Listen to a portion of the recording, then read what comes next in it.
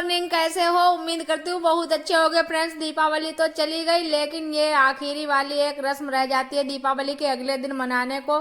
पता नहीं किसने ये रस्म बनाई है कि दिन भर की थकान और रात में लेट से सो और सुबह जल्दी उठकर ये वाला काम करना होता है। ये बहुत ही मुश्किल पड़ता है, क्या बताएं। मेरे लिए तो बहुत ही मुश्किल है, लेकिन क्या बताएं, जब से इस वाले घर में आ गए तब से हमको ये वाला काम करना होता है। ये सूप बजाने वाली रस्म कि सुबह उठो 4 बजे और बाहर तक सूप बजाते हुए ले जाओ और फिर वापस आ जाओ।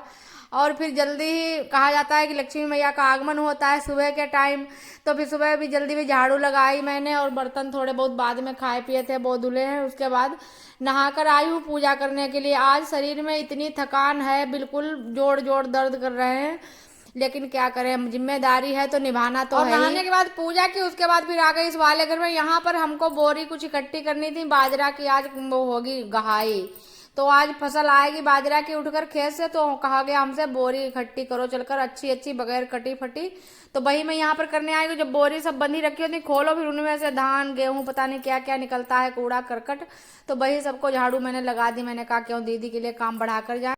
आप लोग जो भी हमारा वीडियो फ्रेंड देख रहे हो, हमारी बहनों की बात मैं कर रही हूँ। ये दीपावली का त्योहार में सबसे ज्यादा थकान हमारी बहनों को आती है, माताओं बहनों को। और मैं तो इतना थकान है आज हमारे शरीर में, इतना थक गई हूँ। मेरे सब एक एक जोड़ में दर्द हो रहा है बहुत। यार यहाँ पर भी दर्द हो रहा है, ये देखो यहाँ पर ओंठ पक गया, पता नहीं क्या हो गया। और आप लोग कमेंट करके जरूर बताना किसको किसको थकान है।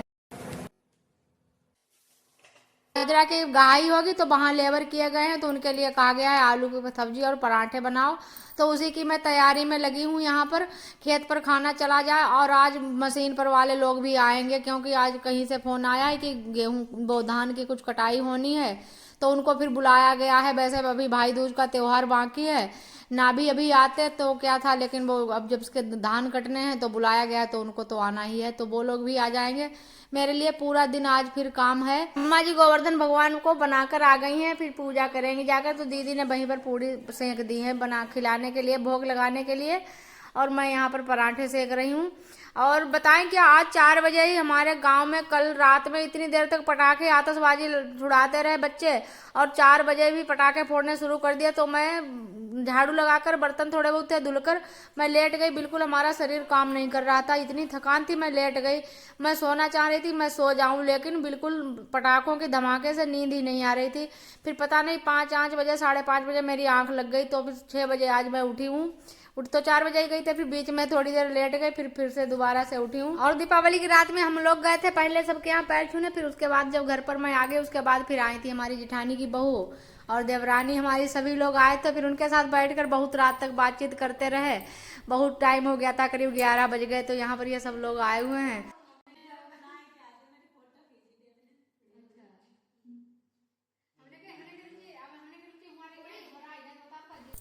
और दीपावली तो इस बार सोमवार के दिन की थी, तो सोमवार को तो हमारा व्रत रहता है, तो पूरा दिन तो मैंने कुछ खाया नहीं, फिर दिया बत्ती के बाद कुछ खाना खाया, तो ऐसी वैसी भूख रह जाती है थकान की वजह से। आज मैंने कहा चलो पूड़ी कचौड़ी गर्म कर करके अच्छे से बैठ कर खाना खाते हैं आराम से। और यहाँ पर फिर अम्मा की हो रही है पूजा, तो पूजा गोवर्धन भगवान की हमारे यहाँ ऐसे ही की जाती है, मिठाई रख लो और पूड़ी बस भोग लगा दिया जाता है।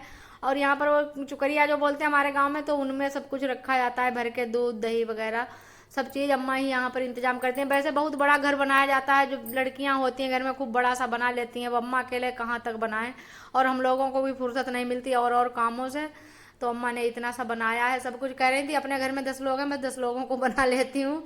और फ्रेंड्स वीडियो कैसा लगा हो, अच्छा लगा हो तो लाइक कर देना, न्यू हो तो चैनल को सब्सक्राइब कर लेना, और हम मिलेंगे एक और ब्लॉग में, तब तक के लिए बाय।